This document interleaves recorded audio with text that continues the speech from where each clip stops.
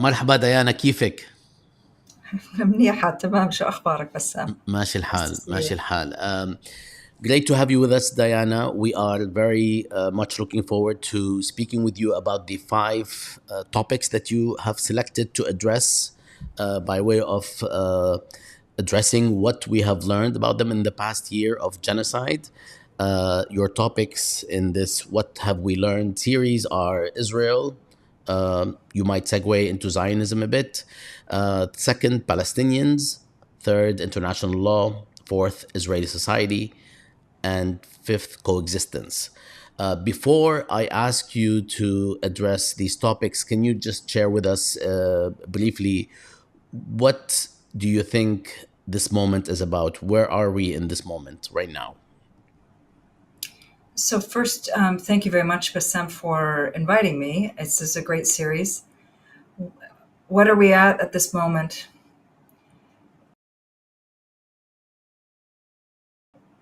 You know, I think that if you had asked me 6 months ago, would this genocide have continued and reached the 1 year point? I would have said to you, using my, the academic side of me, saying, no, because there are all these international structures that are in place to prevent genocide and to stop genocide. And now here we are a full year into this.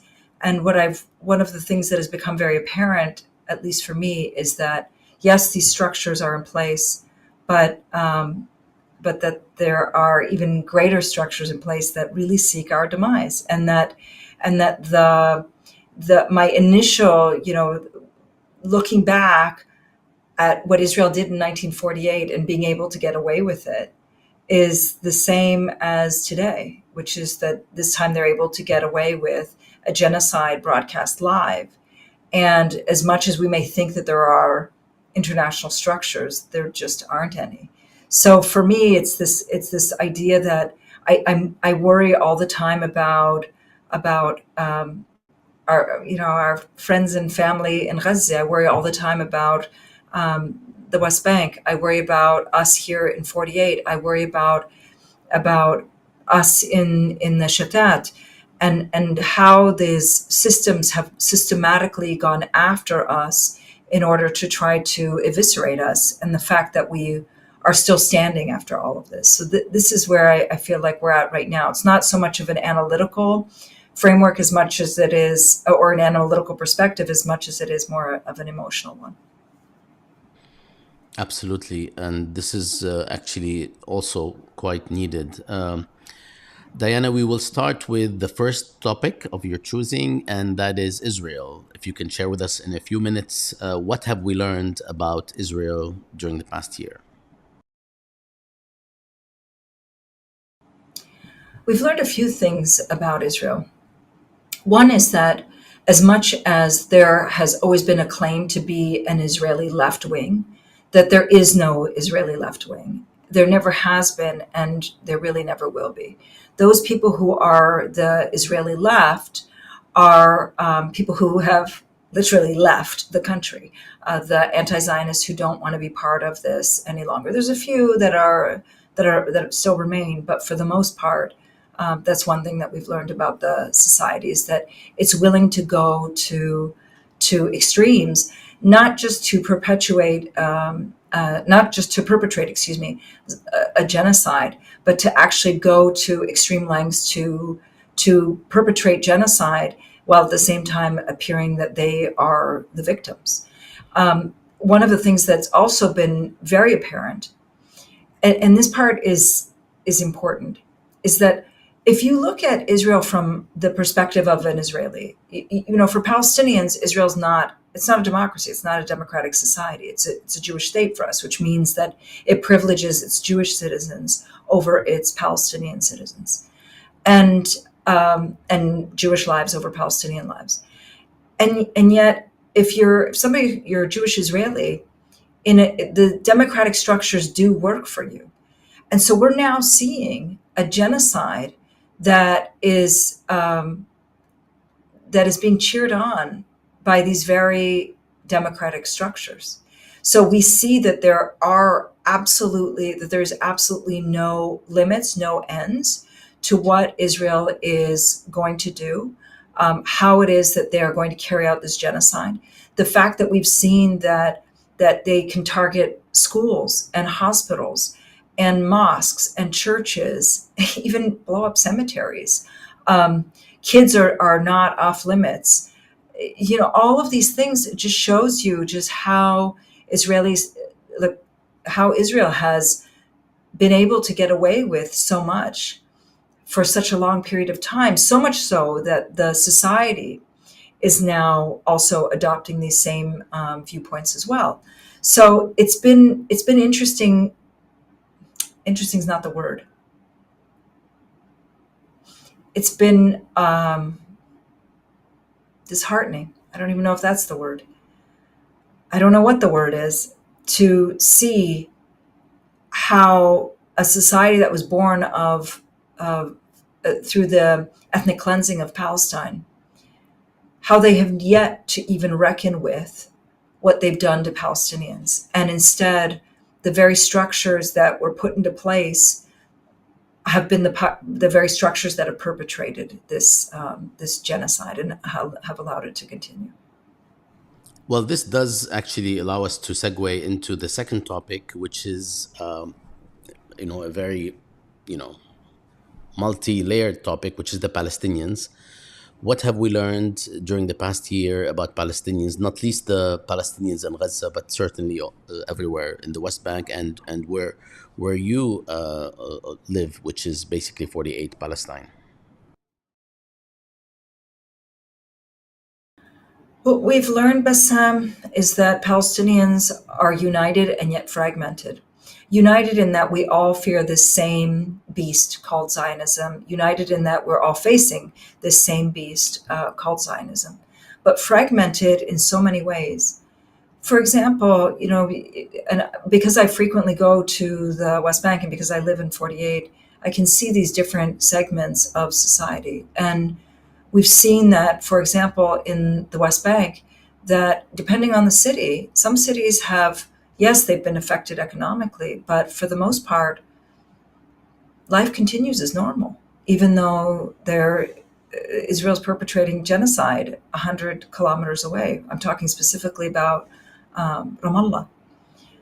We've also seen that in other cities that there still is resistance that's alive and that is well, and that this resistance is continuing despite the efforts of the Palestinian Authority, not because of it.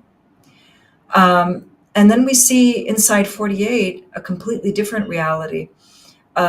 People who, on the one hand, were silenced at the early days, but still haven't gone past that silencing. Yes, they've been gone after. Yes, we've seen people like the Israelis go after Jalal Abu Amni, Nader Shalhoub Kevorkian, Mesa Abdel Hadi. These are well-known figures, academics, a singer, and an actress, as well as lawyers and others. But for the most part, it's been we just don't see these massive protests. Yes, they're illegal. Yeah, I mean, I want to be clear in saying it's illegal. And at the same time, it's as though there's nothing that can be done. And I do think that there is a lot that can be done. The fact that we're seeing just this sheer silencing has been mind blowing. I never thought that we would be in this place. The other part of it is that for me, I've seen that these policies of fragmentation that Israel imposed have worked. And what do I mean by that? Most people I know don't know anybody. Most people who are like under the age of 30, let's say, don't know anybody who is from Gaza. And the reason they don't know anybody from Gaza is because of Oslo and because the politics of separation. Most people I know who are under the age of 30 don't know anybody who are living in the West Bank, don't know anybody from Dakhel, from inside, and vice versa. And again, it's these policies of separation. And these policies of separation have made it so that what's happening, yes, it impacts us emotionally, even psychologically, but it seems to be as though it's somehow on the other end of the earth. tying back to the first topic of Israel, what we have seen is that Israel is not stopping just at Gaza, that the targets are all Palestinians, and that the targets are not just all Palestinians, but it's Palestinian cities and towns, with this idea that if you that there are going to be good Palestinians and bad Palestinians. The model of the bad Palestinian is Gaza. The model of the good Palestinian is Ramallah. And slowly but surely, we're seeing Israeli policies that are favoring the quote unquote good Palestinians, i.e., Ramallah, and sending a signal to others, in particular, Jenin, Tul Karem, Tubas, and other places, that you have a choice. You can either be like the good Palestinians, i.e., Ramallah, or you can be like the bad Palestinians. And you know what I'm saying, bad, I'm putting in air quotes, meaning Gaza, and we will deal with you as though you are the bad Palestinians. These are policies that have been in the making for quite some time. And I feel like a year into this genocide, we're seeing all of this really taking shape now. It merits to say that the framework of good and bad Palestinians has always been used when dealing with the other, notably in the Middle East. Absolutely. Mahmoud Mamdani pointed out the good Muslim and the bad Muslim. Absolutely. And it's actually a framework that has been used on many other categories, like the good Arab states and the bad Arab states. And good and bad, I'm glad you said that. I don't mean bad or good in the real sense.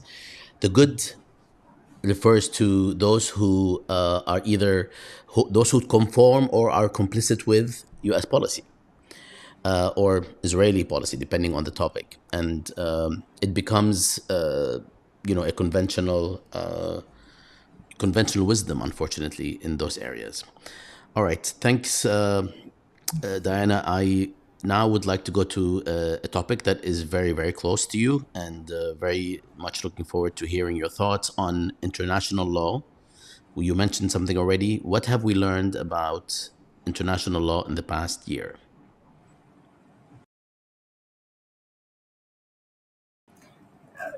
We've learned a lot, actually, about international law in the past year. One is that it's been interesting to see that the global South is using the same tools that the West understands, to try to go after Israel and other countries as well, and that is international law. So for me, it was really fascinating to see the case of South Africa going against Israel, South Africa v. Israel, because because it was, again, like using these tools of international law, which have always been there, by the way, but going after the West. Now, we've also seen the fragility of international law, and it's important to keep in mind that international law, just like any other law, is not created in a vacuum. International law is a reflection of power, and it's a reflection of international power. And so international law has its limits. It always has, it always will. And we've seen its limits in particular when it be spotlighted when it comes to Palestine. How? Despite the fact that we have all these countries, that claim that they support and believe in international law, and I'm talking about the United States and Canada and most of Western Europe, that at the same time, when you get a decision that comes out in the realm of international law by these very institutions that they are talking about, that somehow international law can be avoided, it can be it can be ignored, and it can be dismissed.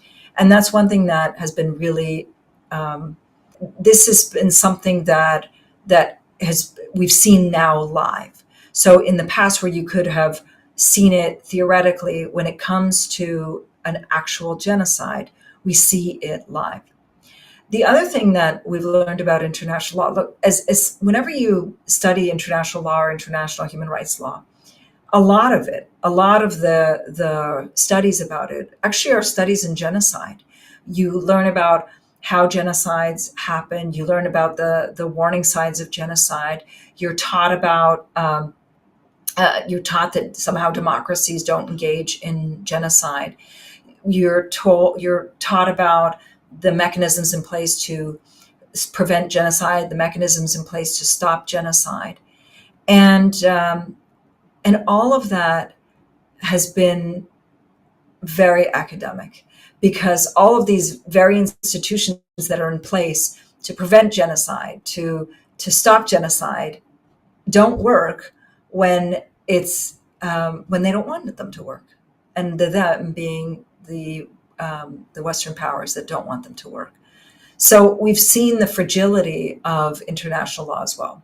But another thing we've seen is we've seen how international law can still be a rallying cry for something bigger. You know, when I and others talk about international law and the application of international law, it's not because we believe that international law is going to be the savior. And it's not because we believe solely in a system of international law. We're talking about decolonization, but this is the entry point for us. And it's been and one thing that we have seen over the course of the past year is just how much international law can serve as a tool to get people together, to get them to push, and to have that, to be able to push in a language that Western powers like. And again, this isn't to say that this is the only tool. It's not even to say that it's the best tool. It's just a tool, and so that has been that's been important.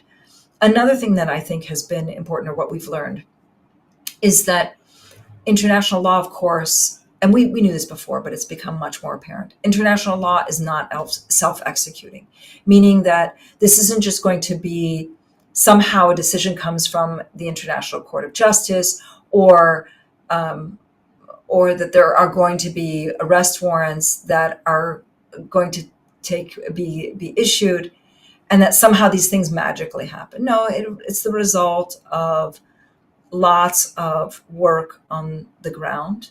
It's the result of a lot of energy, and it's the result of a lot of grassroots activism as well. And so that has also been one of the lessons that we've learned. I think if I were to sum it up in a few words, I would say we've learned that international law is weak. We've learned that international law is the tool of the West. And we've learned that despite that, people are still continuing to push and to hold the world and these war criminals to account. Yes, there's a lot of discussion about international law, but I feel that we sometimes, go in circles because it's the same discussion always. And Yeah, despite the quote unquote differences among those who critique international law, there hasn't been very much change in the concept that international law is a tool, and some people are, or some groups, actors are able to use this tool better than others based on power and so on. But it doesn't mean that the others, quote unquote, cannot ever use that tool to their advantage. And so it's not as simple, but it's also not too complex. that's What do right. you, That's right. Yeah. I appreciate your answer. All right, let's move to a kind of warm topic, which is very Israeli society. Israeli society, which is a topic that in the past year has been highlighted as quite interesting, based on what people thought they knew, and what they thought, about the Yeah. divergence, the plurality, the diversity. We actually saw something very much uh, closer to homogeneous. Nobody can address this better than the people living in that society. And you're one of them. If you can tell us about Israeli society during the past year and what we've learned about it, that would be splendid.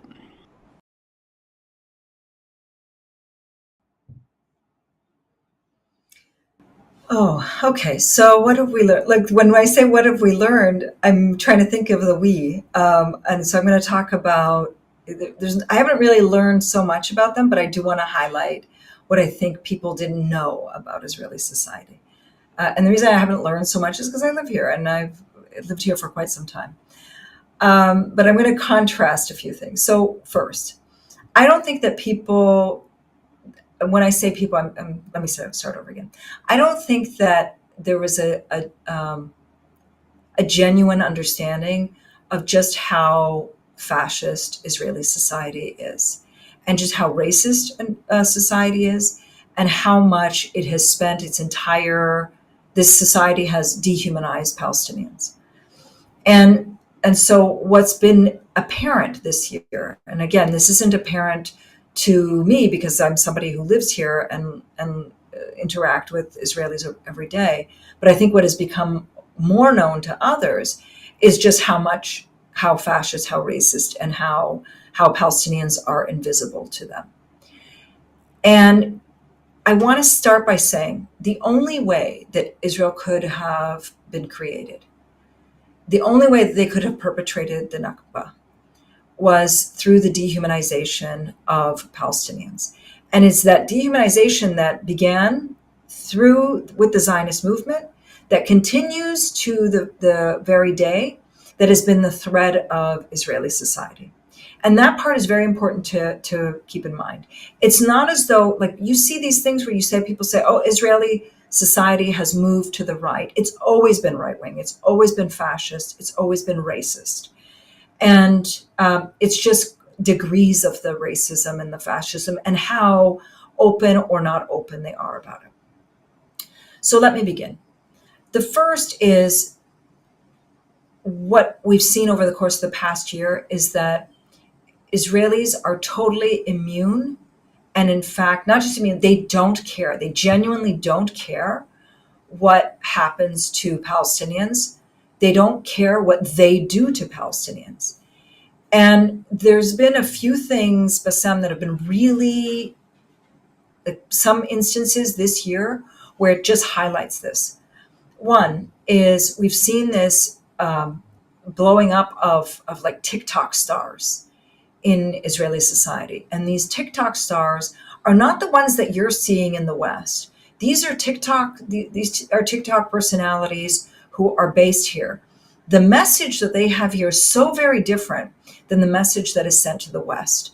The message that they send here is about them being strong, about them being in charge, and about them being fearless. The message that they send to the West is one of victimhood, of we being forced to do this. That is not the message that Israelis project to one another here in this society.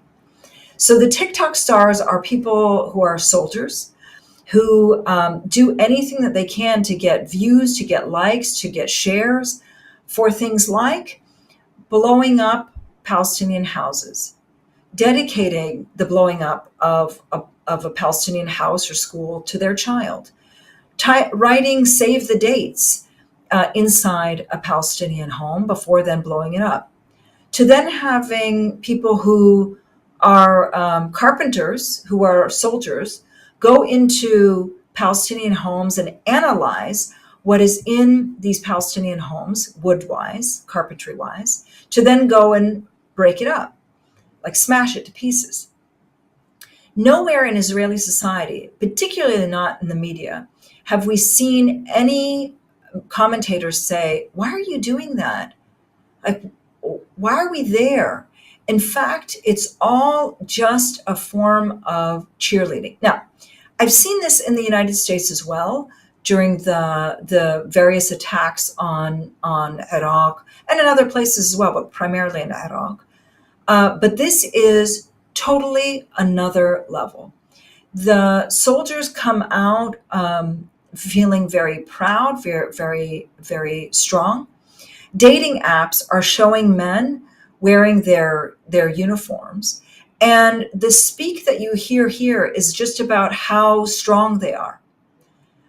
That's one level. The other level that we've seen is these riots to literally be able to do anything to Palestinians including torture and including rape. And we've seen a number of these riots of people pushing to be able to rape. They don't want to be held to account at all. And that's why I was saying that the democratic structures don't exist. They completely exist only to serve genocide. Another thing that we have seen is the sadism to which Israeli society wants to see Palestinians suffer. Everything from blocking aid to having these, entertainment to stop aid from getting in. For example, they've put up bouncy castles in front of the various crossing points to prevent trucks from getting into Gaza to be able to deliver much needed supplies. So on each and every level, we've seen a level of sadism, of fascism, of racism, of dehumanization that has always been there, but it's now taken to another level. I also want to talk about the protests that are taking place inside Israel. These are protests that have at some points garnered up to 500,000 people. These protests are not protests because they are anti-war protests, not at all. These are protests simply demanding that Israel strike a deal so that the Israeli captives can be returned, to then just turn around and bomb Gaza again. That's why with the assassination of Sayyid Hassan Nasrallah just this past week, we didn't see the numbers in being as large, because these are not anti-war protests. These are protests that are simply aimed at saying to Israel, you and to the Israeli government, you failed in this one task. We want to see Israelis come home. That's it. So all in all, it's a society that is racist. It's a society that is fascist. It's a society that's turned so inwards to itself and focused only on itself. They don't care about what they've done to Palestinians. They don't care about the future. They've reconciled themselves that they will forever be living by the sword. And all to say, it's not surprising, because that's the only way that Israel was founded, was through the dehumanization of Palestinians. The only way you can ethnically cleanse a place is to not believe that the people belong and that they are equal and they have a right to be there.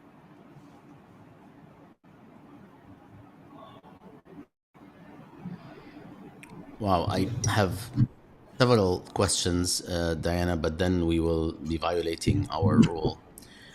And you know that we live in a rules based world and we should not do that. No, violate لا the rules. أعوذ بالله. You can cut it. You can always cut and like I'm add not it gonna as like a cut different. anything. Okay. لا, thank you so much, Diana. I appreciate the first part very much, where you said who's the we, because people living within Israeli society have known better for quite some time. But even as you said, even then, the degree of, I guess, either, I don't know what it's called, hysteria, fanaticism, this collective noise in the direction of genocide is just unfathomable. And Bassam, it's on all levels. So when I'm talking about, the structures that are in place in a society, this is on all levels. It's not just the government. It's on the level of the media. It's on the level of the so-called left-wing media. It's on not the alternative or independent media, but the what they call the so-called left-wing media. We have political parties, even the so-called left, like Labor, who is now openly talking about occupying Lebanon. We have a Supreme Court that said it's okay for bodies to be used as bargaining chips, including the body of a Palestinian who holds Israeli citizenship, Walid Daqqa, who died in prison earlier this year. He's still not been able to be buried because the Israelis are using his body as a bargaining chip. And so on all of these levels, like, it's not just, and this part is so important, it's not just on the level of the government. When we talk about incitement to genocide. People looking just at the government level. This is on all levels. This is on the government level. This is on the level of the judiciary. This is on the media level. This is on virtually every level of society that you see this level of dehumanization, incitement to genocide, and glee when it comes to genocide. If they're not inciting, they're gleeful about it. Nobody is looking inward and saying, where are we going as a society? What have we done to Gaza? What does this mean that is going to happen to us in the future? And nobody's really looking beyond, beyond the tomorrow, or even beyond today. And it's just they're being gleeful about the about genocide and about the harm that they've inflicted, because they've always been gleeful about it. And so it doesn't matter if we rape people, it doesn't matter if we torture them, it doesn't matter if we starve them, it doesn't matter if we bomb them. These Palestinians must understand that we were at one point in time victims, and they must come to terms with that, and they must be accepting of their status of living in cages. And I must say that there's one, well, at least one, but there have been dozens, if not hundreds, of incidents, perhaps thousands, where this was on video, and a Palestinian student who had shown sympathy online with Palestinians in an Israeli school, it was Yeah. middle school, maybe high school, but these were young kids. And when she was suspended for showing sympathy, there were cheers and celebrations. And then when her suspension ended and she came back to school, she was maligned in a collective way by almost everyone, at least in the video, to be quite honest and fair, in a way that I think is, and I don't use that language, that I'm not going to even give it a name, that language of disturbing, because it is used by Western media in ways that, make you want to sort of cringe, because certain things are disturbing for them, but the big picture and the worst things are, they don't even mention them in many cases. But it was so disturbing to see at that age the level of hazing and repression by young kids of a person who simply showed sympathy with Palestinians being slaughtered to the tune of tens of thousands of people. That was basically a microcosm of so much of what you shared with us from a young Yeah. age. And I, yeah, this is a Yeah. notable, event. Look, these are Bassam. Every year there's what they call Jerusalem Day, and what Jerusalem Day, it's got this harmless name called Jerusalem Day. It's actually a celebration of the occupation. It's a celebration of the denial of freedom of millions of Palestinians. And so, and the reason it's called Jerusalem Day is because they call it the day in which Jerusalem was reunited. Well, how is it reunited? By being occupied through the occupation. So they actually are like celebrating the occupation. They're celebrating the denial of freedom. They're celebrating that they've put people in prisons and in cages. And so every year on this day, the people that you see, there'll be buses will bring people to the old city of Jerusalem, and they rampage Jerusalem, especially the old city, doing everything from throwing Israeli flags, spitting on people, to stealing things, and the shopkeepers either just have to stand there or they close down, which is what lately they've been doing. Now, who is doing all of that? It's young people. Israeli society is unlike the rest of the world, where we're seeing trends towards younger people becoming more left wing. In Israeli society, it's the opposite. It's the younger people are much more right wing than their parents and their grandparents, and that's saying a lot because their parents and grandparents are already right wing. These people are even more. And some of the some of the things that they sing, and they sing it to Palestinians, like in front of me. I went this year and I was standing in front of them, And they sing things like, "May your village burn," and Ma'in Rabbani, who's also been on Jadali a lot, has has said that this is the Israeli national anthem. May your village burn, because we hear it over and over again, and that was exactly the chant that they were chanting. This young 13-year-old girl is "May your village burn." Um, it's a society that it's even beyond hazing. It's that the lesson that she has now learned is, don't you even dare open your mouth, because if you do, we will come after you.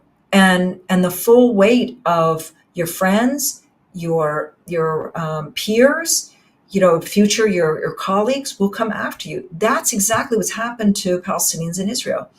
The reason that we've seen so much so much silence, or there's been so much silence, is because the people who snitched on all of the students, and had 122 of them face disciplinary action, were their classmates. The people who went after Nadra Shalhoub Kevorkian, Professor Nadra Shalhoub Kevorkian, who was a professor at the Hebrew University, were her colleagues. The people who've gone after Dalal Abu Amni were people who were in the cultural sphere. And because they couldn't go after Dalal, because they couldn't get to her, because she doesn't work for an Israeli company, she doesn't work with Israelis, they then tried to go after her husband. And so this is a society that is really so focused on having one narrative, and that one narrative is Zionism and the greatness of Zionism, and the acceptance of Zionism. And anybody who is outside of that is considered, as we talked earlier, the bad Arab, the bad Palestinian, and therefore must be dealt with as the bad Arab and the bad Palestinian. Thanks for that perspective, Diana, and honestly, all power to you, and others who must endure this every day. Let's move to the last topic, which is organically connected to the question of Israeli society, and that is concepts of coexistence and the term coexistence.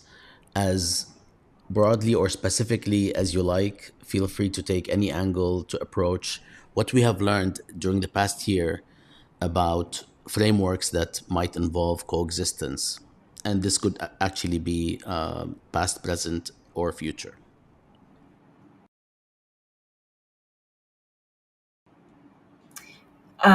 There is no coexistence, and there will never be coexistence unless we actually go down the path of focusing on decolonization.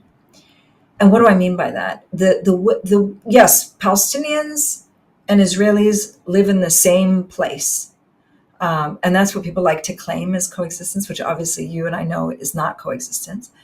But but the but that's it. There is no coexisting. There is, we as Palestinians, and I say this all the time, we subexist. It's a Jewish state, as they like to call it. It's a Jewish supremacy state, and it's a state that's based on this idea of them having greater rights, every other person having lesser rights. That our presence is temporary, and if it's not temporary now, it will be temporary in the future for like the next generation. And it's premised on the idea that only Israelis are the ones who can, not just have rights, but have any future. For the rest of us, we're just lucky to be around.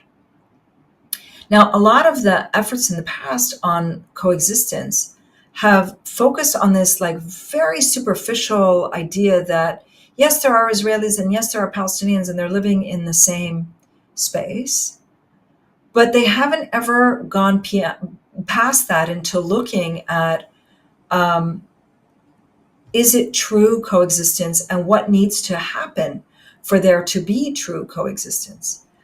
And that's why I think that if we just take South Africa as a model, and everybody likes to focus on South Africa. If we solely look at South Africa, South Africa did not decolonize. It didn't break down those structures of its colonial past. Quite the opposite. It stuck with it. And that's why today you see South Africa in the way that South Africa is, where it still has a ton of problems. And it will for quite some time, unless they address things like land back, like reparations, like refugees coming back. And and so now there is, interestingly, two things have emerged since last year. One is that among Israeli society, this is fascinating. There's been greater talk of the idea of two states. It's fascinating only because for all of these years, it as much as people were talking about two states, etc., they never ever thought about it because they never had to think about it. Now there is some talk, not much, but there is some talk about two states. But more interestingly than that is that now you do see people who are truly coming together and saying, we must focus on decolonization because that's the only way that there is going to be a move forward. As it stands right now, it's, I have to say, Bassam, I have a hard time thinking about what the future is going to hold with me living amongst these people who think that it's okay, and not just okay, that it's cool to carry out genocide.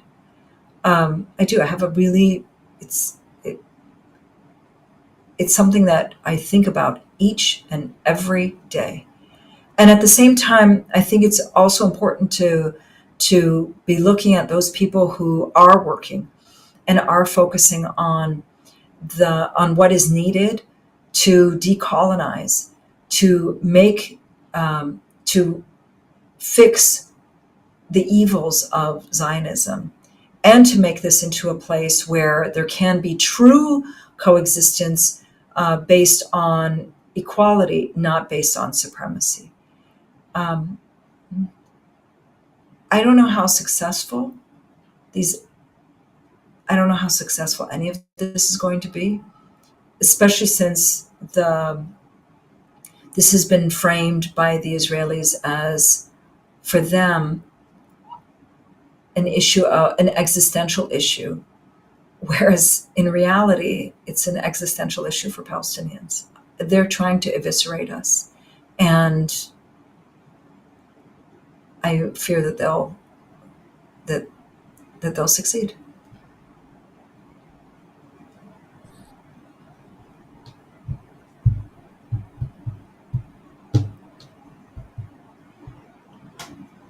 Your daughter is the same age as my son,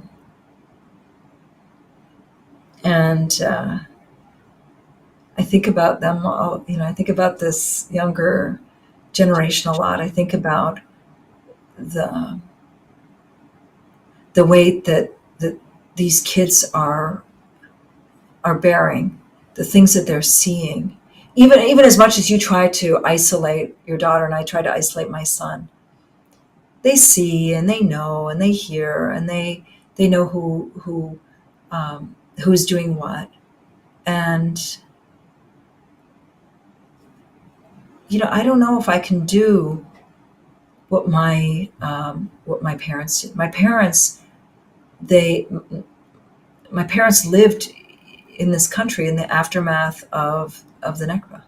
They stayed post 48, and so they had to live with the people who were the ones who had either perpetrated the Nakba, or they were apologists for the Nakba, or they denied the Nakba.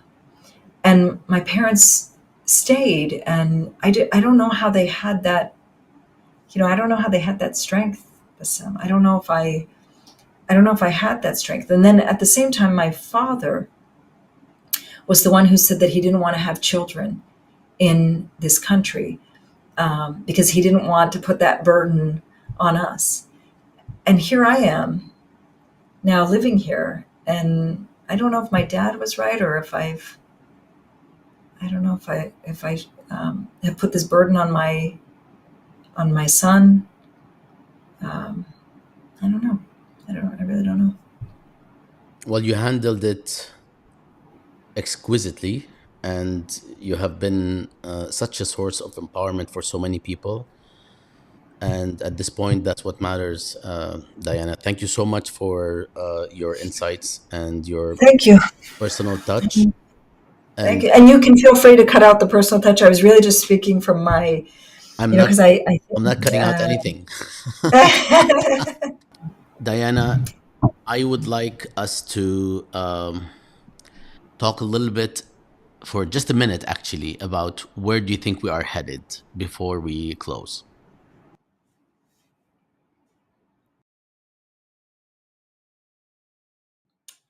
at this point, it's hard for me to say where I think we're headed. And the reason I think it's hard for me to say is because um, of the events of the past week. The Israelis feel very high. So I don't know when this is good. Recording going to come out, so I'm going to put it in context. So on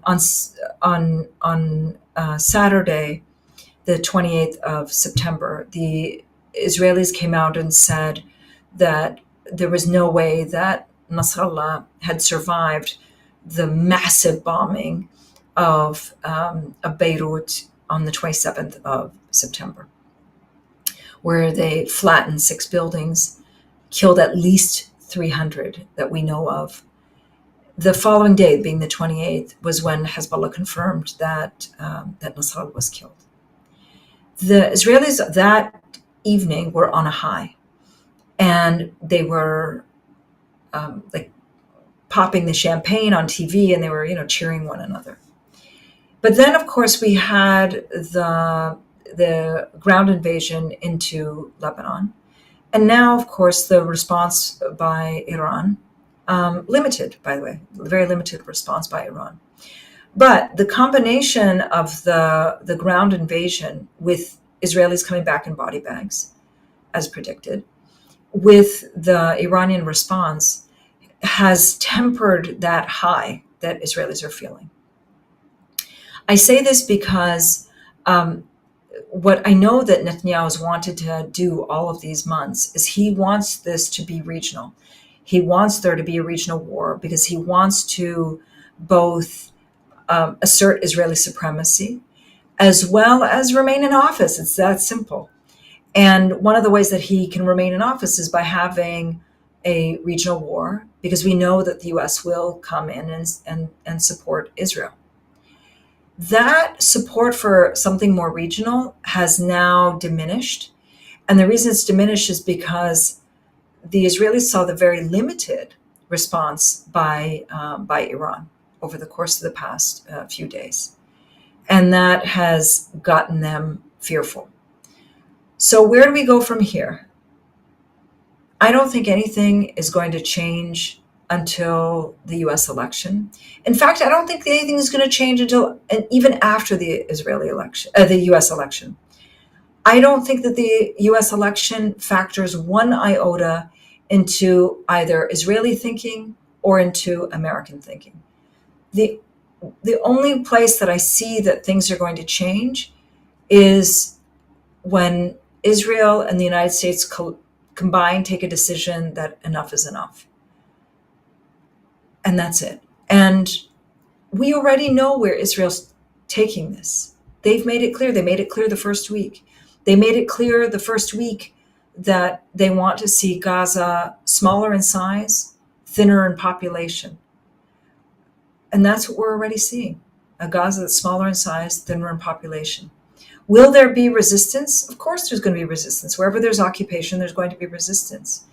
The bigger question is whether that resistance is going to be enough that it gets Israelis thinking in different terms or not. And to be honest, if this 1 year has shown us anything or taught us anything, is that Israelis are even more entrenched in genocide than they are less entrenched. As I mentioned, there is some talk about 2 states and blah blah, but that's it. It's just talk, and so it's really hard for me to say where we are going, because everything can turn overnight, and yet nothing can change as well.